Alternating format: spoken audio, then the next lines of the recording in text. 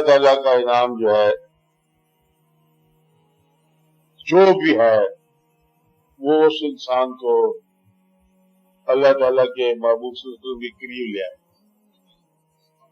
ہر وہ چیز جو انسان کو اللہ کے محبوب صلی اللہ علیہ وسلم کے قریب لاتی ہے وہ اللہ کا احسان ہے.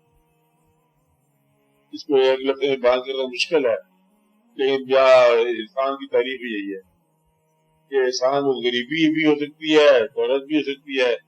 حضور پاک کے قریب لانے والی چیز جو ہے یہ احسان ہے، اور حضور پاک سے دور لے جانے والی چیز جو ہے یہ ایک عذاب سے. آپ بات سمجھ رہے نا؟